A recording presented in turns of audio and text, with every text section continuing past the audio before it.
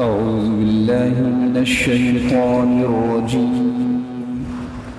بسم الله الرحمن الرحيم. قتل الإنسان ما أكفره من أي شيء خلقه من نطفة خلقه فقدره ثم السبيل يسره ثم أماته فأقبره ثم إذا شاء أنشره كلا لما يقض ما أمره فلينظر الإنسان إلى طعامه أنا صببنا الماء صبا ثم شققنا الأرض شقا فأنبتنا فيها حبا وعنبا وقضبا وزيتونا ونخلا وحدائق غلبا وفاكهة وأبا متاعا لكم ولأنعامكم صدق الله العظيم.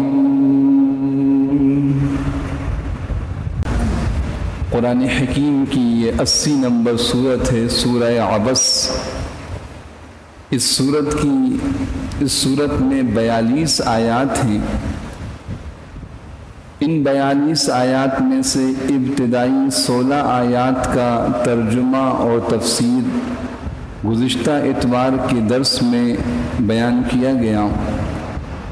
آج کے درس میں انشاءاللہ آیت نمبر 17 سے آیت نمبر 32 تک کا ترجمہ اور تفسیر بیان کیا جائے گا. یہ سورت مکی ہے. نبی کریم سرور دو عالم صلی اللہ علیہ وسلم کے مدینہ منورہ کی طرف سفر ہجرت سے پہلے نازل ہوئی ہے، اس لیے اس کو مکی سورتوں میں شمار کیا جاتا ہے.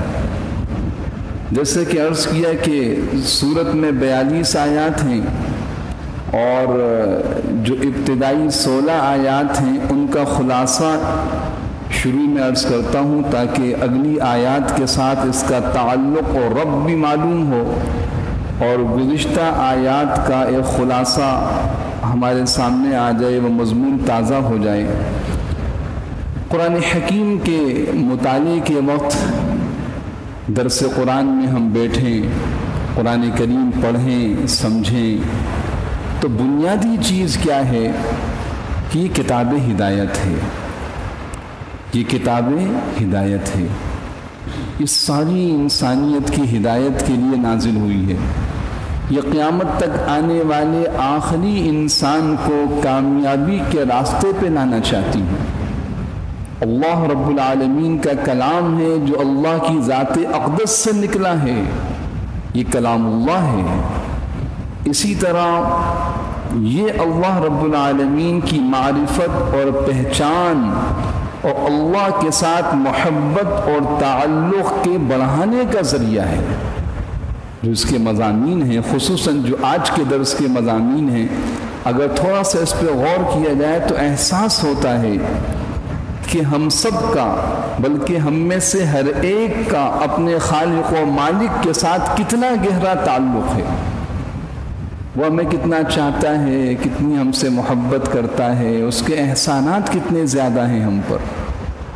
یہ قرآن حکیم کا ایک بڑا مضمون ہے اور اللہ پاک بار بار اس کو اس لیے بیان کرتے ہیں تاکہ ہم غفلت سے نکلیں، ہم اپنے خالق و مالک کو پہچانیں. ہماری زندگی کا سب سے بڑا مقصد اپنے رب کو راضی کرنا بن جائے.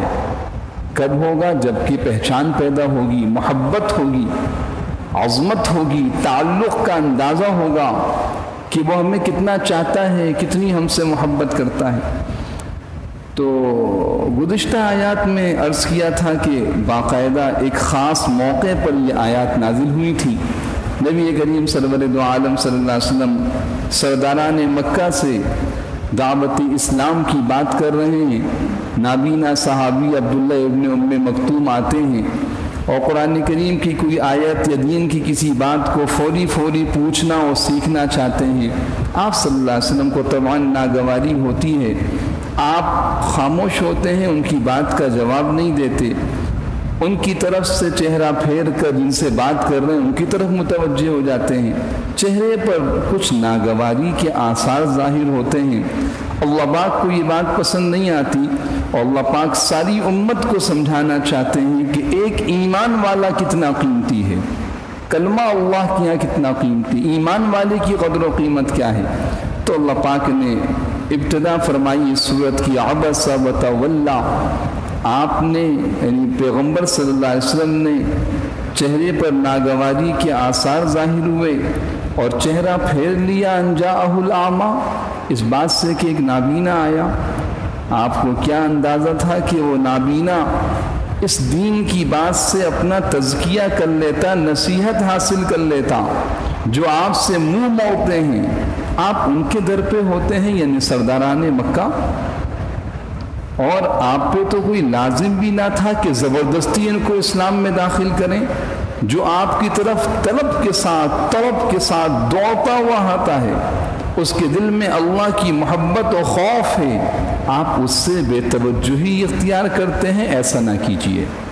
بس یہ ابتدائی کوئی 7-8 آیات میں بلکہ 10 آیات تک یہ بات تھی۔ آیت نمبر 11 میں پھر وہ مضمون شروع ہوا کہ یہ انسانوں کی ہدایت کے لیے نصیحت کی کتاب، کلا انہا تذکرہ فمن شاء ذکرہ، یہ قرآن تو وہ روشنی ہے جو ہر ایک کو راستہ دکھانا چاہتی ہے۔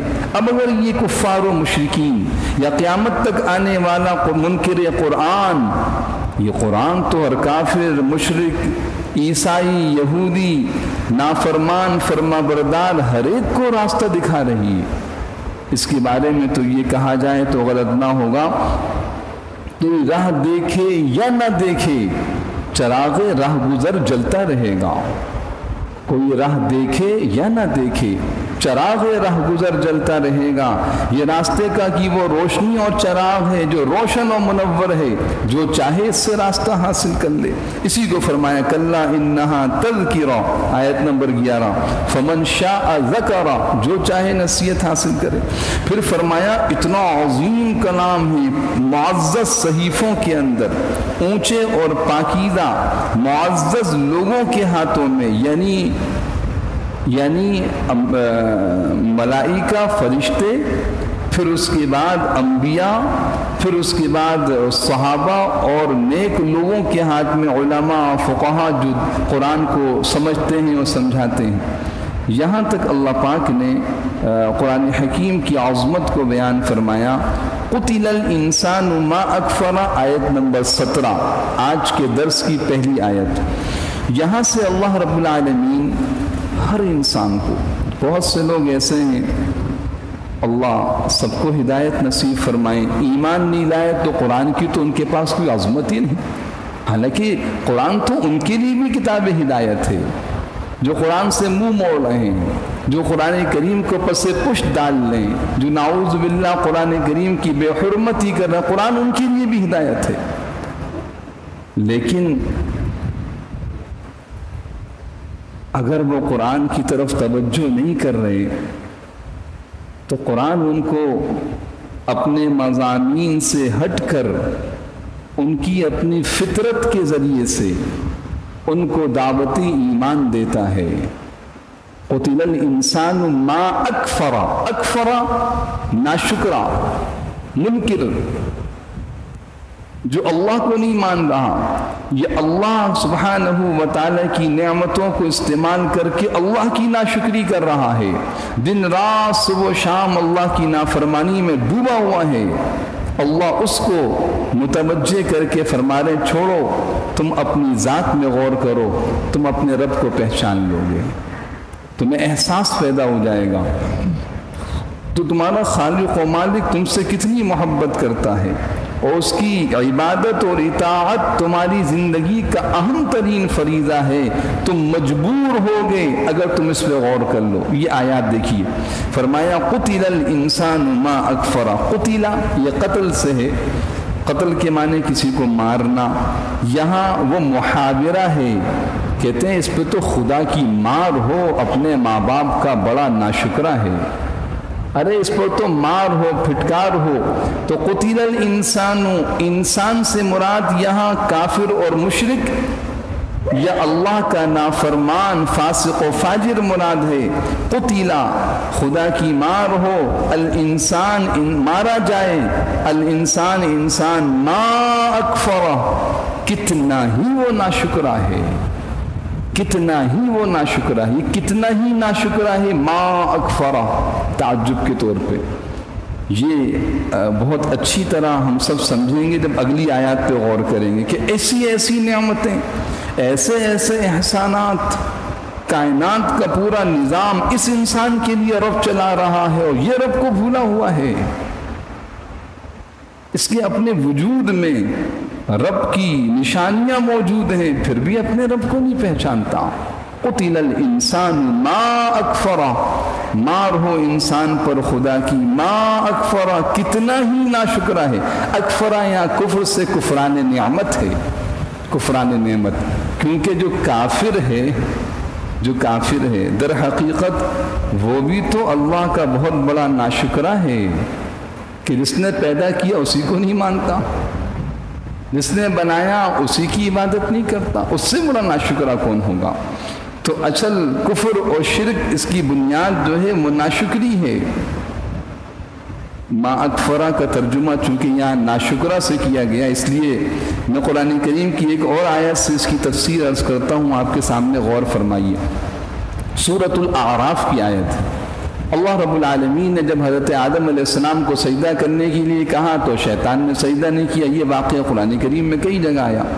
اس موقع پہ اللہ نے اس آیت کو بیان فرمایا کہ جب اس سے اللہ پاک نے کہا کہ تو مردود ہو کے یہاں سے نکل جا اور قیامت تک کے لیے تجھے مہلت ہے، لیکن تو اب ہمارے دربار سے جو ہے وہ مردود ہو گیا ہے، انک رجیم ان علیک لعنتی الی یوم الدین۔ اب اس نے قسم کھائی، ثم لآتینہم من بین ایدیہم ومن خلفہم وعن ایمانہم وعن شمائلہم۔ کیا کہنے لگا؟ اچھا آپ نے مجھے آدم کی وجہ سے آسمانوں سے نکالا، اب آدم و آدم کی اولاد سے میری دشمنی ہے، جو میں اور میری ذریت ہوں گے، شیطان اس کے اعلی کار، چاہے وہ جنات میں سے ہوں یا انسانوں میں سے، من الجنتی والناس سے قرآن نے اس کو بالکل واضح کر دیا کہ شیطان کے اعلی کار، شیطان خود جنات میں سے ہے، کان من الجنی، سورہ کہف میں اللہ پاک نے بیان فرمایا۔ اب اس کے جو ساتھی ہیں وہ جنات میں سے بھی ہیں، انسانوں میں سے بھی ہیں۔ تو اس نے یہ قسم کھائی کہ میں لآتینہم، میں ضرور بالضرور اولاد آدم کو بہکاؤں گا۔ کہاں سے بہکاؤں گا؟ من بین ایدیہم، سامنے سے آ کے، اور من خلفہم، پیچھے سے آ کے، وعن ایمانہم، دائیں طرف سے، وعن شمائلہم، بائیں طرف سے۔ گویا ہر طرف سے کون سا راستہ ایسا ہے میں چھوڑ دوں اس کو، ہر راستے سے اس کو تباہ و برباد کرنے کی کوشش کروں گا۔ اس آیت کی اخیر میں ایک جملہ شیطان نے کہا، وَلَا تَجِدُ أَكْثَرَهُمْ شَاكِرِينَ۔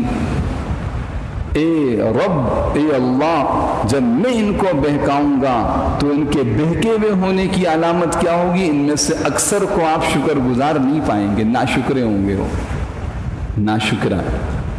اللہ سبحانہ و تعالیٰ کی نعمت ایمان کو، نعمت اسلام کو، ہدایت کی نعمت کو اختیار نہ کرنا سب سے بڑی ناشکری ہے، کیونکہ وہ تو رب کو ہی نہیں پہچان رہا۔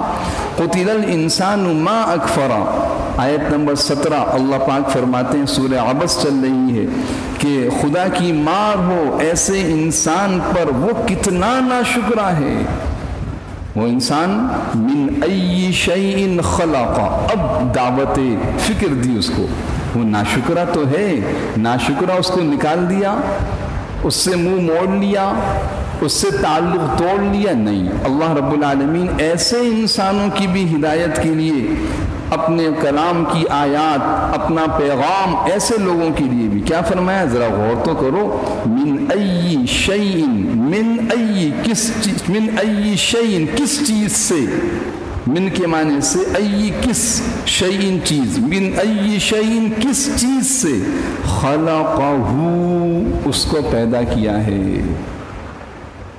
آج دیکھیے، بڑے سے بڑا کافر و مشرک ہو یا فاسق و فاجر ہو، اس کے سامنے سب سے زیادہ اہمیت والی چیز اپنی ذات ہوتی ہے، اپنی ذات۔ میں اس طرح ہوں، میں نے یہ کیا ہے، مجھے یہ آتا ہے، میرا یہ مقام ہے۔ تو اللہ پاک فرماتے ہیں تم ہی ذرا اپنے بارے میں سوچ لو کہ تمہیں کس چیز سے پیدا کیا ہے، جس میں نے تمہیں رب کی عبادت سے روک رکھا ہے، تمہیں غافل بنا رکھا ہے، تم اپنے بارے میں ہی سوچ لو۔ من ای شیئن کس چیز سے، خلقہ پیدا کیا ہے اس انسان کو، ذرا سوچو۔ پھر اللہ پاک خود جواب دیتے ہیں، اس لیے کہ جواب متعین ہے، کوئی دو جواب نہیں ہے، اس کے ایک ہی ہے، کوئی دو رائے اس میں ہے ہی نہیں۔ یہ تو دعوت فکر ہے، یہ تو راستہ ہدایت دکھایا جا رہا ہے۔ کہ من نطفہ، ایک نطفے سے، نطفے کی ایک بوند سے، حضرت نے لکھا یہاں پر ایک بوند، وہ ایک قطرہ ہی ہوتا ہے جس سے انسان کا وجود بنتا ہے۔ من نطفہ، کس سے پیدا کیا؟ ایک قطرے سے۔ تمہاری یہ قوت، یہ طاقت، یہ علم، یہ ہنر، یہ خوبصورتی، یہ جوانی اور یہ سارے کمالات، اس کی بنیاد ایک قطرہ ہے، من نطفہ، ایک نطفے سے۔ اچھا، پیدا کرنے کے بعد خالی نطفے کو چھوڑ دیا، خود بخود بن گیا؟ یہ دیکھنے والا، سننے والا، بولنے والا، سمجھنے والا، ساری مخلوقات میں سب سے اعلیٰ اور اشرف، یہ خود بخود بن گیا؟ نہیں، فرمایا من نطفہ، نطفے سے پیدا۔ پہلے تو سوال کیا کہ ذرا سوچو کس چیز سے پیدا کیا ہے، پھر جواب دیا من نطفہ، ایک قطرے سے۔ خلقہ، اسے پیدا بھی کیا، خلقہ اس کے فاعل اللہ کی ذات، اللہ نے اس کو خلقہ، اس انسان کو پیدا کیا۔ فقدرہ، پیدا ایسے نہیں کیا بلکہ اس پانی کے قطرے پر پورا حسین و جمیل انسان ترتیب دیا ہے۔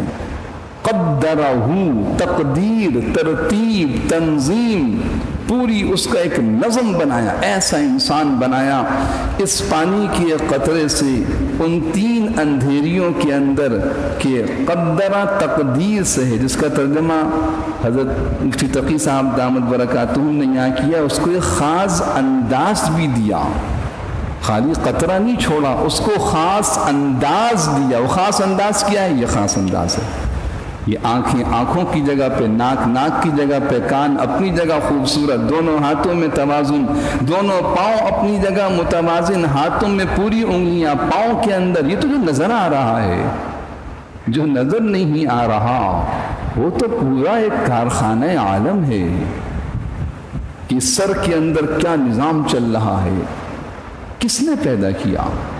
تمہیں اپنی اس قوت و طاقت پر، اس حسن و جمال پر، اس علم و کمال پر، اس ہنر اور منصب پر تمہیں بڑا ناز ہے۔ سوچو تو صحیح، آیا کہاں سے ہے؟ بنایا کس نے ہے؟ من نطفہ خلقہ فقدرہ، خاص انداز دیا، کوئی بھی چیز بے ترتیب نہیں ہے، ہر چیز ترتیب کے ساتھ، باہر آ کے نہیں بنی، وہیں بنی ہے، اندر ہی بنایا ہے۔ فقدرہ، پھر خاص انداز دیا، اب یہ پورا حسین و جمیل انسان بن گیا۔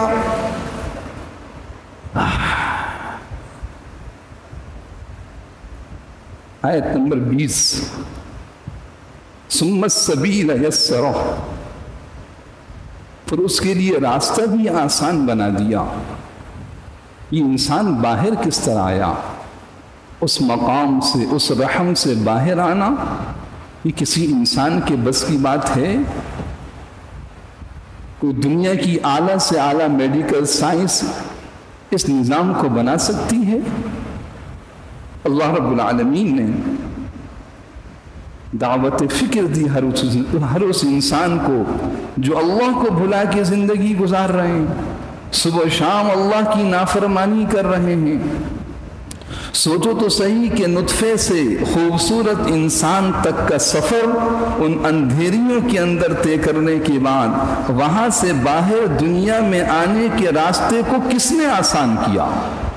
ثم السبیل یسرا، پھر اس کے لیے راستہ بھی آسان بنا دیا۔ ثم پھر سبیلا، راستہ، یسرا یسر سے آسان بنایا، راستے کو مشکل نہ بنایا۔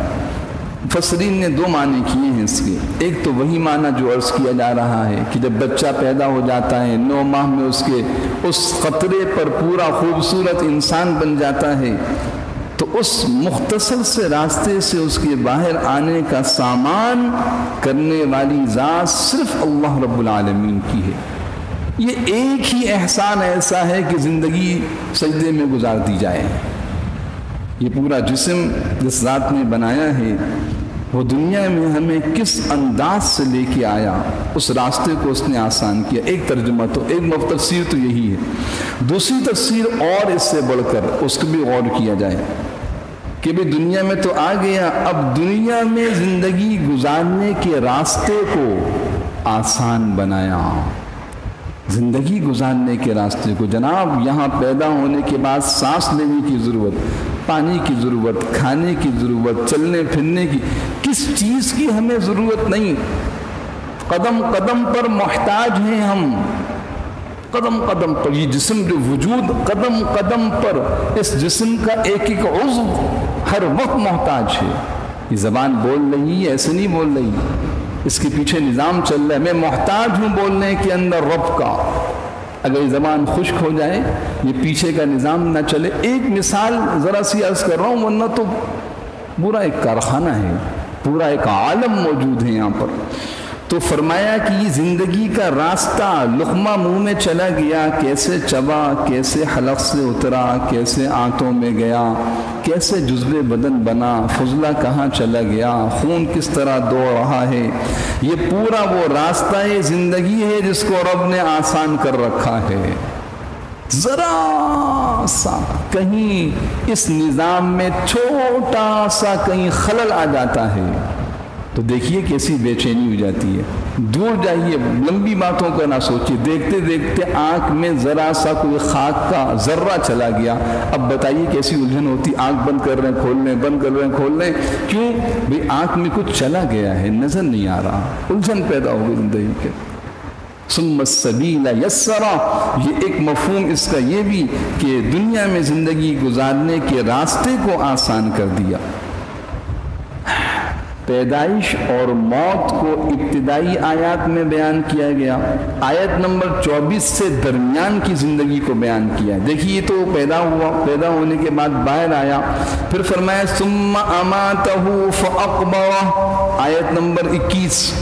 ثم پھر، یہ لفظ ثم آتا ہے قرآن کریم میں، کہیں فا آتا ہے، کسی موقع پر میں نے عرض کیا تھا غالباً سورہ تکاثر میں کہ جہاں فا آتا ہے ایک کام کے بعد دوسرا کام فوری ہو تو اس کے لیے فا آتا ہے۔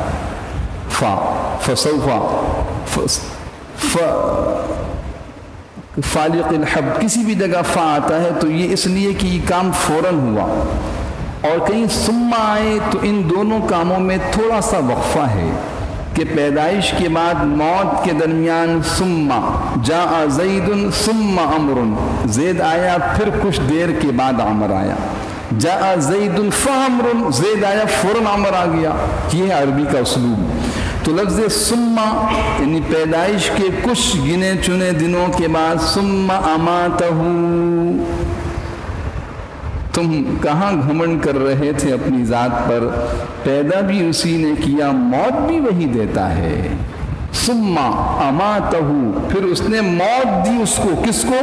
یہ ہو جو ہے یسرہ اماتہ قدرہ خلقہ، یہ سب انسان کی طرف زمین لوٹ رہی ہے۔ قتل الانسان ما اکفرہ، وہ انسان جو اللہ کو بھلا کر ناشکری اور کفر والی زندگی گزار رہا ہے، اس انسان کو پیدا کیا، اس انسان کے دنیا میں راستے آنے کے راستے کو آسان کیا، اس انسان کو اماتہ موت دے دی۔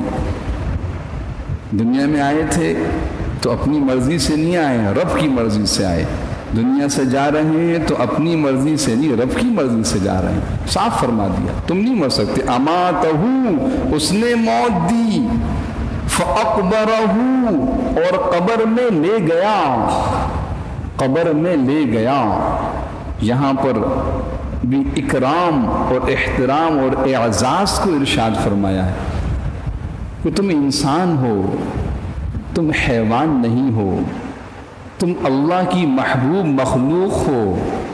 تمہیں ایسے نہیں چھوڑ دیا کہ مرنے کے بعد پڑے رہے، پھول گئے، پھٹ گئے، کیڑے چلنے لگے، مکھیاں بھن بھنانے لگیں، چرند پرند درندے تمہیں بھنبوڑنے لگے، نہیں ایسا نہیں چھوڑا۔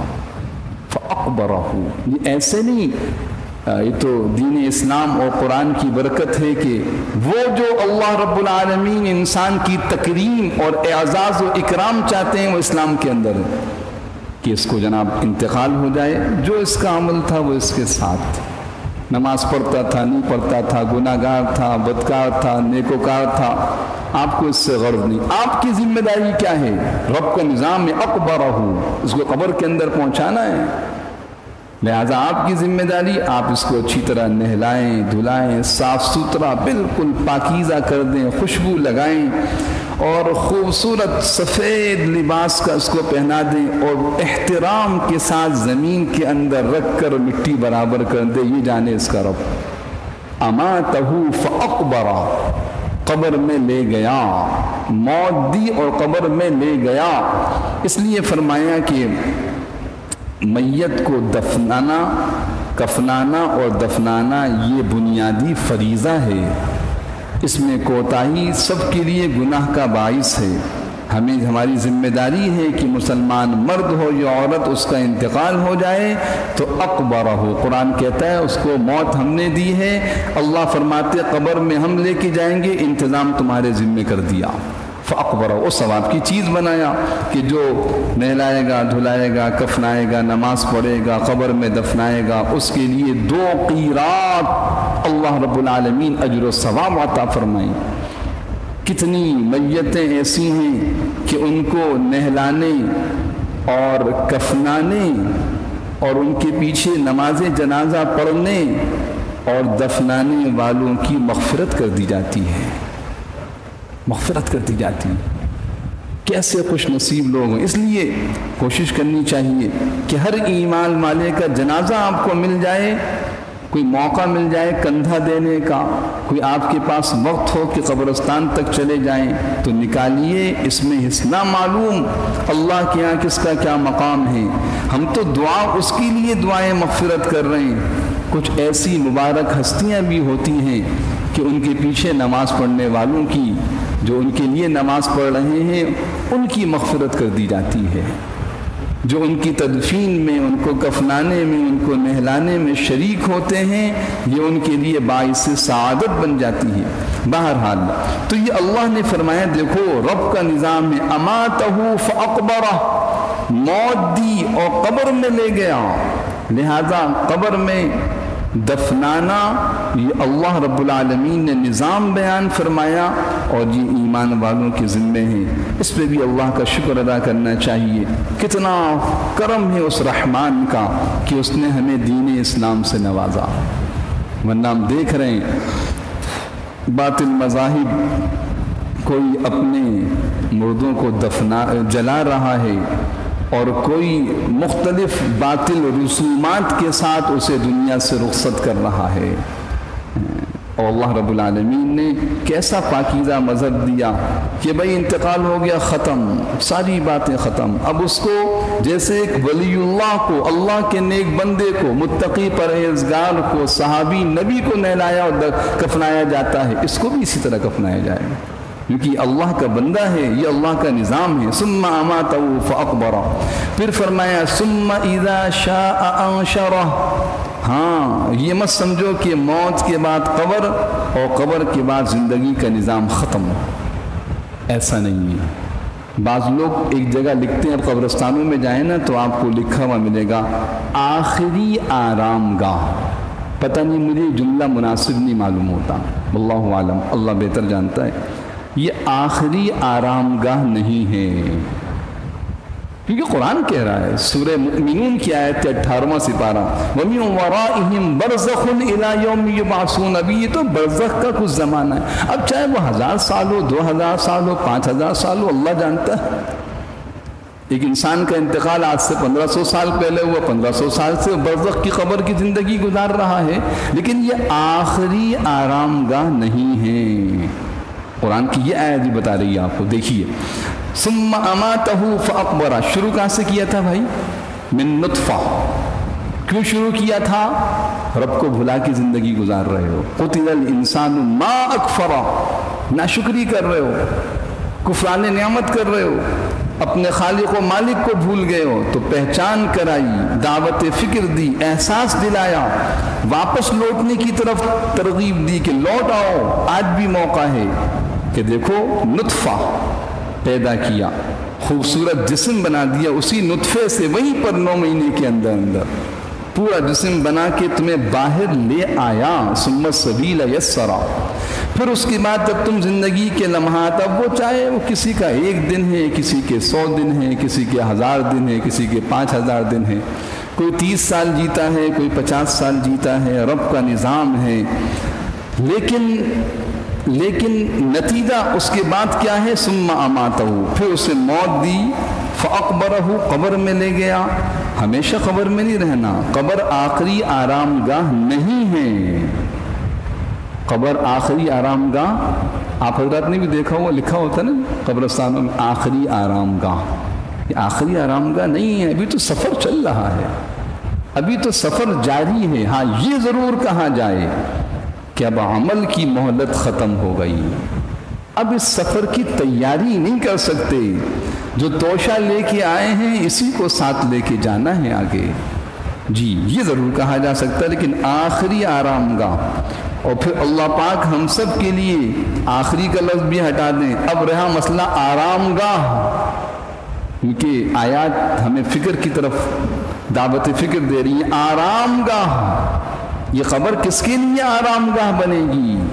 حضور اکرم صلی اللہ علیہ وسلم نے ارشاد فرمایا، انما القبر روضۃ من ریاض الجنہ او حفرۃ من حفر النار، قبر جنت کے باغوں میں سے ایک باغ، یہ جہنم کے گڑھوں میں سے ایک گڑھا ہے۔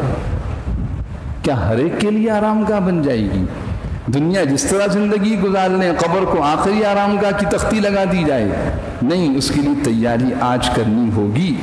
اگر اس کو آرام گاہ بنا دی کچھ عرصے کے لیے، ہمارے مشائخ نے تو اس کے لیے انتظار گاہ کا لفظ استعمال کیا ہے، ہمارے مشائخ کی، بزرگوں کی، علماء کی کتابوں میں ملتا انتظار گاہ، ویٹنگ روم، بلکہ یہاں تک سمجھایا کہ جو فرسٹ کلاس کے سواری ہوتے ہیں نا، فرسٹ کلاس میں سفر کرنے والے، ان کا ویٹنگ روم بھی کیا ہوتا ہے؟ ایئر کنڈیشن ہوتا ہے، اور جو اکانومی کلاس میں سفر کرتے ہیں ان کا ویٹنگ روم بھی عام سا ہوتا ہے۔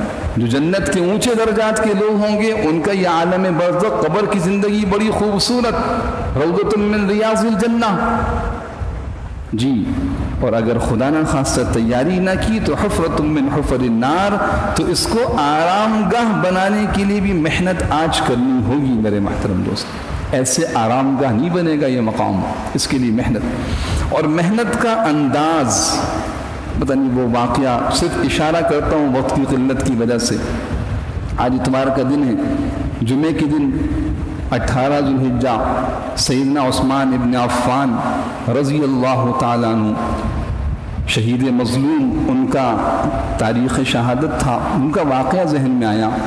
بڑے مناقب، آج کل سوشل میڈیا کا دور ہے، آپ نے بہت سے ان کے مناقب، فضائل سن لیے، ویسے بھی سنے ہوں گے علماء سے، کتابوں میں پڑھے ہوں گے۔ ان سارے فضائل کے باوجود کہ حضور فرمائے میرا خاص ساتھی جنت میں کون ہے؟ عثمان۔ لکل نبی رفیق و رفیقی فی الجنت عثمان، ہر نبی کا ایک خاص ساتھی ہوتا ہے، میرا خاص ساتھی کہاں پر؟ جنت میں عثمان ہے۔ اس کے باوجود بالکل صحیح روایت میں موجود ہے، قبر پہ کھڑے ہوتے تھے، اتنا روتے تھے، اتنا روتے تھے، اتنا روتے تھے کہ داڑھی پوری آنسوؤں سے تر ہو کر سینے پہ آنسو بہنے لگتے تھے۔ اے عثمان، آپ قبر کے ذکر سے اتنا روتے ہیں؟ کون رو رہے ہیں؟ عثمان رو رہا ہے۔ لفظ آرام گاہ سے یہ بات ذہن میں آئی۔ یہ لوگ تھے جو آرام گاہ بنانا چاہتے تھے، بن گئی، بن گئی۔ حضور نے زندگی میں پیشن گوئی کی تھی، عثمان باغیوں کا لشکر تمہیں میرے ساتھ دفن نہیں ہونے دے گا، لیکن عثمان رونے لگے کہ اللہ کے رسول، میں آپ کے ساتھ دفن نہیں ہوں گا۔ کہ لیکن تم جہاں دفن ہوگے اس کے اور میرے روزے کے درمیان جتنے لوگ دفن ہوں گے اللہ سب کو جنت میں لے جائے گا۔ عثمان خوش ہو گئے۔ کہاں دفن ہیں؟ جنت البقیع کے اس مقام پر جو حضرت عثمان کا ذاتی زمین تھی، اور اللہ پاک نے اس کو بھی بقیع کا حصہ بنوا دیا اور وہ بقیع میں شامل ہے۔ بہرحال تو جو تیاری کر کے جانے والے تھے وہ روتے تھے کہ ہماری قبر میں ہمارا کیا بنے گا۔ تو سوچیے میرے اور مجھے آپ کو کتنا فکر مند ہونا چاہیے۔ داڑھی تر ہو گئی، کہ جنت دوزخ کے تذکرے سے نہیں روتے قبر کا، میں نے حضور سے سنا ہے قبر یہ آخرت کی منازل میں پہلی منزل ہے، جو یہاں سے نکل گیا ساری منزلیں آسان، جو یہاں پھنس گیا اگلی منزلیں اور مشکل ہوتی چلی جائیں گی۔ اور پھر فرمایا کہ ما رأیت، میں نے نہیں دیکھا منظرن قط، کوئی منظر ایسا کہ والقبر افظع منہ، کہ قبر اس سے زیادہ ہولناک ہے، یعنی قبر سے زیادہ ہولناک منظر نہیں دیکھا۔ تو میرے محترم دوستوں، ثم اماتہ فاقبرہ، فرمایا پھر اسے موت دی اور قبر میں پہنچا دیا، پیدا بھی کیا، سارا نظام چلایا، ساری ضروریات پوری کی، پھر موت دے دی، پھر کہاں لے گئے؟ قبر میں۔ اب یہ آخری آرام گاہ نہیں ہے، آگے دیکھیے، ثم اذا شاء انشر، آیت نمبر 22 سورہ عبس۔ پھر اذا شاء، جب چاہے گا، انشرہ، اسے دوبارہ اٹھا کے کھڑا کر دے گا۔ دوبارہ انشا اٹھا کے دوبارہ کھڑا کر دے گا جب وہ چاہے گا، اس کی مشیت ہے۔ اب اس میں 100 سال ہیں، 200 سال، 500 سال، وہی ذات جانتی ہے۔ وہ تو کہتی ان الساعۃ آتیۃ اکاد اخفیہا، کہ قیامت آنے والی ہے، میں نے اس کو چھپا رکھا ہے۔ اللہ فرماتے ہیں، قرآن کریم کی آیت ہے۔ تو ثم اذا شاء، جب چاہے گا، پھر جب وہ چاہے گا، انشرہ، اس انسان کو اٹھا کے کھڑا کر دے گا۔ اب ان ساری باتوں کو سمجھانے کے بعد اللہ پاک فرماتے ہیں کلا لما یقضی ما امرا، ہرگز نہیں جس بات کا اللہ نے اسے حکم دیا تھا ابھی تک اس نے وہ پوری نہیں کی۔ اس رب کو پہچان کر زندگی اس کی عبادت و اطاعت میں گزارنی چاہیے تھی، نافرمانی میں لگے رہے، رب کو بھلائے رکھا، منمانی خواہشات والی زندگی میں غافل رہے، بھول گئے کس نے پیدا کیا تھا، کہاں سے آئے تھے، جانا کہاں ہے، انجام کیا ہوگا، اس کو بھول گئے۔ تو یہاں کلا سے پھر فکر مند کیا، کلا ہرگز نہیں، لما یقضی نہیں پورا کیا، ما اس بات کو امرہ جس کا اس نے حکم دیا تھا، اسے پورا کرنا چاہیے تھا۔ وہ بات کیا تھی؟ قدم قدم پر دیکھتے کس چیز سے رب راضی ہوتا ہے، کس سے ناراض۔ یہاں تک تو اللہ نے پیدائش، موت اور اس کے بعد کے حالات کو بیان فرمایا۔ پہچان پیدا ہو رب کی، عبادت و اطاعت کا شوق پیدا ہو، اللہ کی محبت و عظمت دل میں پیدا ہو۔ آج میرے محترم دوستو سوچئے تھوڑی دیر کے لیے، یہاں رک کے سوچیں کہ اللہ رب العالمین کی نافرمانی مجھ سے ہو رہی ہے یا کسی بھی انسان سے دنیا میں ہو رہی ہے، چاہے وہ مسلمان ہے یا کافر ہے، کیوں ہو رہی ہے؟ اس کی بنیادی وجہ اور نقطہ کیا ہے؟ وہ اپنے اور رب کے رشتے کو پہچانتا نہیں ہے۔ بہت ہم میں سے مسلمان جانتے ہیں، بس بات ختم۔ احساس توجہ اور دھیان اس رشتے کا تعلق جس کے نتیجے میں اس سے محبت پیدا ہونی چاہیے، اس کی عظمت ہونی چاہیے دل میں، اس کا خیال ہونا چاہیے، وہ خیال جو مجھے روک دیتا ہے کہ یہ میری ماں ہے، میں ان کی بات کو نہ ٹالوں، یہ میرے والد ہیں، ان کے مجھ پر بڑے احسانات ہیں، میں ان کے سامنے اونچی آواز سے بات نہ کروں، یہ میرا دوست ہے، مشکل وقتوں میں میرے کام آتا ہے، لہٰذا میں اس کے ساتھ اچھا رویہ رکھوں، اس کی خیرخواہی کو سوچوں، اس کی بھلائی، اس کے ساتھ اس کا ساتھ دوں، اس کو ناراض کرنے والی کوئی بات نہ کروں، میرا دوست ناراض ہو جائے گا، وہ دوست کون ہے؟ میرا ساتھ دینے والا، میرا ساتھی۔ وہ جو کیفیت ہے وہ اللہ رب العالمین کے لیے اس سے کہیں زیادہ بڑی ہونی چاہیے کہ میرا رب ہے، یہ ہے وہ چیز جس نے ہمیں اللہ کی عبادت و اطاعت سے دور کر رکھا ہے، اس تعلق میں کمزوری، محبت و تعلق میں کمزوری۔ یہ آیات ان پہ اگر غور کیا جائے، یہ تو صرف ابھی درس میں پڑھی اور سنی جا رہی ہیں، میرے محترم دوستوں، یہ کافی نہیں ہے، یاد رکھیے گا، یہ کافی نہیں ہے، یہ تو ایک راستہ دکھایا جا رہا ہے، یہ ہے اللہ کا کلام۔ یہ تفسیر آپ کے پاس ہے، روزانہ 10 منٹ اس کو دیجیے، میں وقتاً فوقتاً عرض کرتا رہتا ہوں، یہ ہفتے میں ایک دن کا درس کافی نہیں ہے، یہ کوئی کلاس نہیں ہے، کوئی روٹین نہیں ہے کہ بس پڑھ لیا اس کے بعد لپیٹ کے رکھ دیا، آئندہ اتوار کو کھولیں گے نہیں۔ یہ تو رب کے ساتھ روزانہ کی مناجات ہیں، سرگوشیاں ہیں، باتیں ہیں، یہ تو راز و نیاز کا کلام ہے۔ جی تو فرمایا یہاں تک کلا لما یقضی ما امرا، اتنا سب کچھ کیا تمہارے لیے، تم نے ابھی تک اپنے رب کی اس بات کو پورا نہ کیا جس کا اس نے حکم دیا تھا، آؤ ہم تمہیں پھر متوجہ کرتے ہیں۔ پیدائش اور موت کے بعد کو بیان کیا، اب درمیان کا زمانہ، کیونکہ اصل میں دیکھیے ہمارے سامنے تو یہ زمانہ چل رہا ہے نا، پیدائش کے بعد سے لے کے موت تک، یہ جو درمیان کا زمانہ ہے، پیدائش اور موت کے درمیان کا، ہمارے سامنے تو ابھی یہ ہے، نہ پیدائش سے پہلے والا زمانہ ہماری آنکھوں کے سامنے، نہ موت کے بعد والا زمانہ۔ تو اللہ رب العالمین اب اس کو بیان فرما رہے ہیں، دیکھیے آیت نمبر 24، فَلْيَنْظُرِ الْإِنسَانُ إِلَىٰ طَعَامِهِ۔ ارے جناب، ساری دنیا میں دوڑ دھوپ چل رہی ہے 2 وقت کی روٹی کی، کھانے کی، لباس کی، مکان کی، سواری کی، ان چیزوں کی بنیادی ضروریات، زندگی اچھی گزر جائے، معیار زندگی اچھا ہو جائے، ہاں زندگی گزارنے کا طریقہ، لائف سٹائل، ذرا اس کا سٹیٹس اچھا ہو جائے۔ دیکھیے فَلْيَنْظُرْ، چاہیے کہ غور کرے، الانسان، انسان، اِلَىٰ طَعَامِهِ، اپنے کھانے کی طرف، جس کھانے کی بنیاد پر زندگی کی بقا ہے۔ لاکھوں کروڑ روپے ہیں، کھا نہیں سکتے کچھ، بالآخر موت واقع ہو گئی، سونا چاندی روپیہ پیسہ مکان گاڑی لباس سب دھرا کا دھرا رہ گیا، کیوں؟ کھا نہیں سکتے، موت واقع ہو گئی۔ جی فَلْيَنْظُرِ الْإِنسان، بس ذرا انسان دیکھ لے، اِلَىٰ طَعَامِهِ، اپنے کھانے کی طرف، کہ جس چیز کو کھا کے تمہاری زندگی باقی ہے۔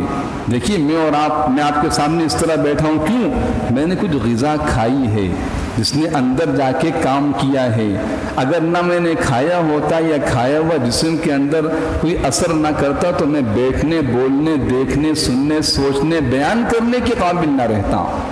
آپ حضرات بیٹھنے سننے کے قابل نہیں ہوتے، آدھا گھنٹہ پونا گھنٹہ ہو رہا آپ بیٹھے ہوئے، کیا وجہ ہے؟ یہ بقا ہے کھانا، اس پہ اللہ نے دعوت فکر دی ہے۔ دیکھیے ان آیات کو، فَلْيَنْظُرِ الْإِنسان، پھر چاہیے کہ انسان دیکھے، إِلَىٰ طَعَامِهِ، اپنے کھانے کو، أَنَّا صَبَبْنَا الْمَاءَ صَبًّا۔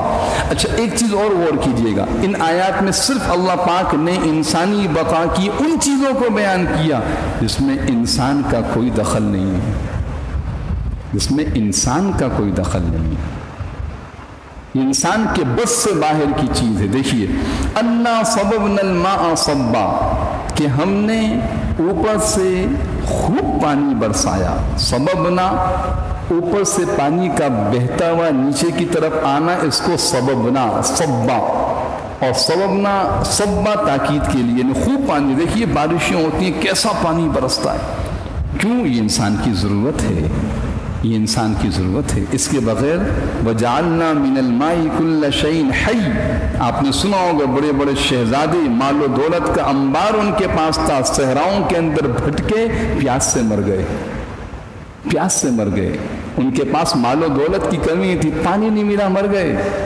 پانی سے انسان کی زندگی ہے۔ اَنَّا صَبَبْنَا الْمَاءَ صَبًّا، کہ ہم نے اوپر سے خوب پانی برسایا۔ بتائیے کسی انسان یا کسی بھی مخلوق کو اس میں دخل ہے؟ نہیں۔ انا، ہم نے، سببنا، برسایا، الماء، پانی کو، صبا، خوب پانی برس گیا۔ صرف پانی پی کے بھی تو زندہ نہیں رہ سکتے، کچھ کھانے کو چاہیے۔ دیکھیے، ثم شققنا الارض شقا، پھر شققنا، ہم نے پھاڑا، الارض، زمین کو، شقا، خاص عجیب انداز سے۔ جناب روٹی کھا رہے ہیں، چاول کھا رہے ہیں، دال کھا رہے ہیں، بے شمار غلہ جات کھا رہے ہیں، پھر اس کے بعد اگر آپ گوشت کھا رہے ہیں نا، گوشت، تو گوشت جس کا کھا رہے ہیں وہ بھی زمین سے اگنے والا چارہ کھاتا ہے، اسے چارہ پانی نہ ملے تو آپ گوشت نہیں کھا سکتے۔ آگے آ رہا متاع لکم ولانعامکم۔ غرض یہ کہ ہر چیز کا تعلق زمین سے، اور اللہ کہتے ہیں زمین کو ہم نے پھاڑا۔ تمہاری وہ گندم کا کی باریک سی کوپل اس سخت زمین کو پھاڑ کے باہر نکلی کس طرح سے؟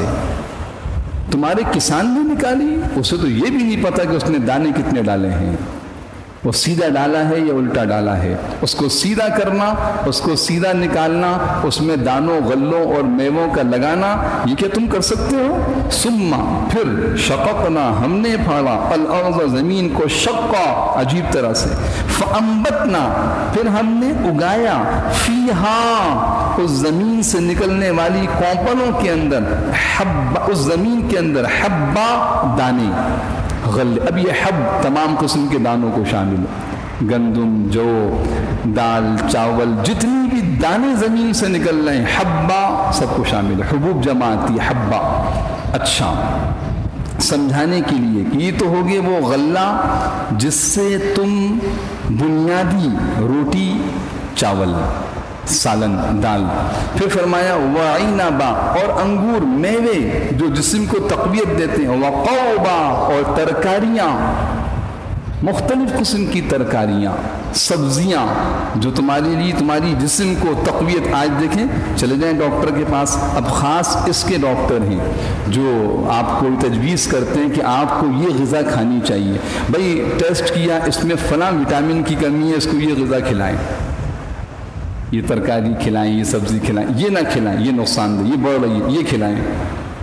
تو بتائیے جسم کی تشکیل اور تقویت کے اندر اس کی بقا اور استحکام میں کتنا دخل ہے ان چیزوں کا؟ اس کے بغیر جسم باقی رہ سکتا ہے؟ تم بڑے بڑے دعوے کر رہے ہو، ہم یہ کرتے ہیں، وہ کرتے ہیں، تمہارا وجود ہی اللہ کے اس امر کے ساتھ جڑا ہوا ہے۔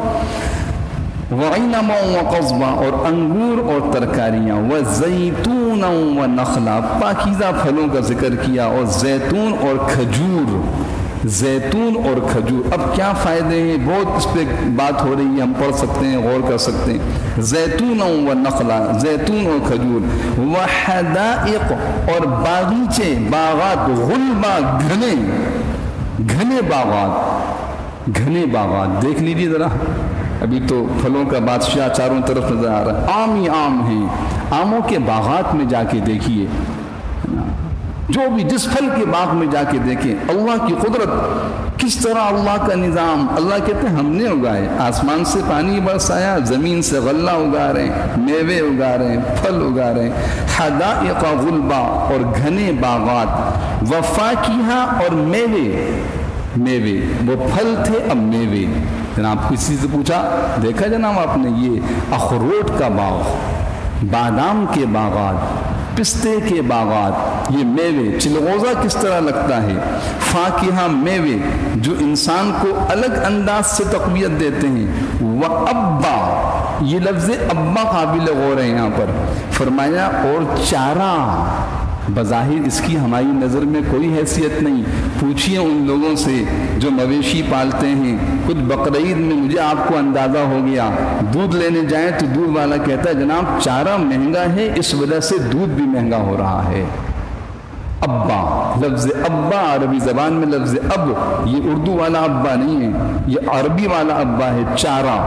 اس چارے کے ذریعے سے مویشی چارہ کھاتے ہیں، آپ اس کا گوشت کھا رہے ہیں، اس کا دودھ پی رہے ہیں، اس کی کھال سے فائدہ اٹھا رہے ہیں، آپ اس کی کس چیز سے فائدہ نہیں اٹھا رہے؟ اگر یہ چارہ نہ ہو تو مویشی ملیں گے کھانے کو؟ جی وَأَبَّا مَتَاعًا لَكُمْ وَلِأَنْعَامِكُمْ، اے غفلت میں پڑے ہوئے نافرمان اور ناشکر انسان، یہ سب تمہارے رب نے تمہارے لیے، جس سے تمہاری موجودہ زندگی باقی ہے، وہ جسم باقی ہے جس کو تم رب کی نافرمانی سرکشی میں استعمال کر رہے ہو، آنکھوں کی چمک ان چیزوں سے باقی، زبان کی آواز ان چیزوں سے باقی، کان کا سننا دیکھنا بولنا اس کی وجہ سے۔ اگر یہ غذائیں ختم ہو جائیں تم دنیا میں زندہ رہ سکتے ہو؟ متاع لکم، تمہارے فائدے کے لیے، ولی انعامکم، اور تمہارے مویشیوں کے فائدے کے لیے۔ یہ ہے انعامکم جو ابا کے ساتھ جڑا ہوا ہے، چارہ بنایا اور تمہارے مویشی اس سے فائدہ اٹھا رہے۔ ارے چارے کو چھوڑیے، کتنے پھل ایسے ہیں ہم وہ پھل کھا لیتے ہیں اور اس کے چھلکے اور اس کی دیگر چیزیں ہمارے مویشی اس سے فائدہ اٹھاتے ہیں، پھر انہی مویشیوں کا ہم دودھ استعمال کر رہے ہیں، گوشت استعمال کر رہے ہیں، کھال استعمال کر رہے ہیں، بال استعمال کر رہے ہیں۔ میرے محترم دوستوں، یہ موجودہ زندگی جو ہمیں سب سے قیمتی اور عزیز ہے، اللہ فرماتے ہیں اس کی بقا، اس کا قیام، اس کی قوت و طاقت بھی ہماری نعمتوں سے ہے۔ تم پہچانو ہمیں، ہم کون ہیں۔ تو بس یہاں تک آج کے درس میں متاع لکم ولی انعامکم۔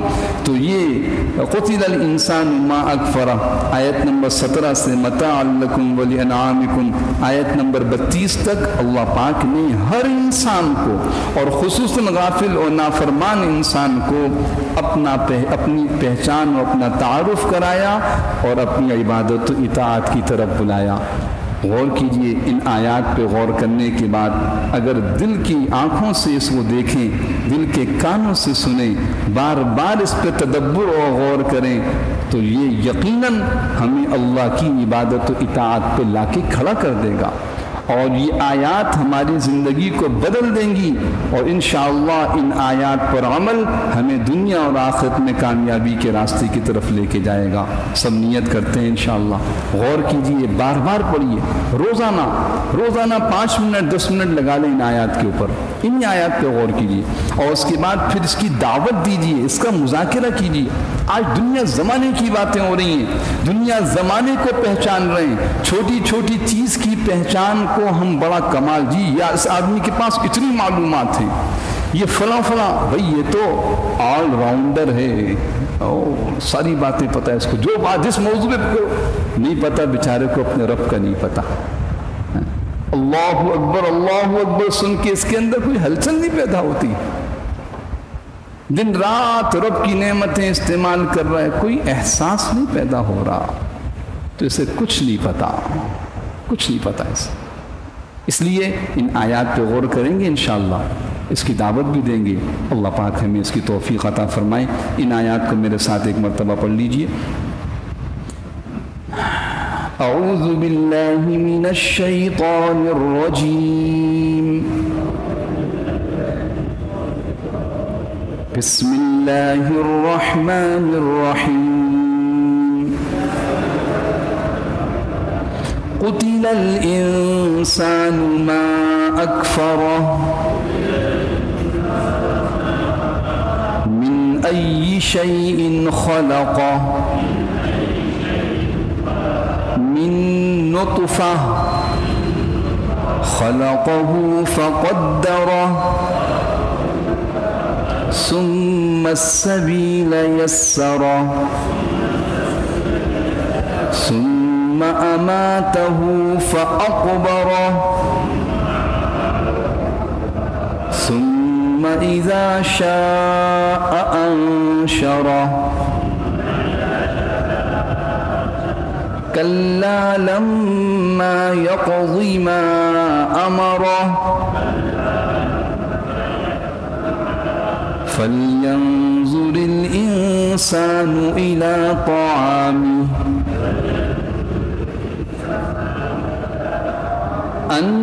أنا صببنا الماء صبا ثم شققنا الأرض شقا فأنبتنا فيها حبا وعنبا وقوبا وزيتونا ونخلا وحدائق غلبا وفاكهة وأبا متاعا لكم ولأنعامكم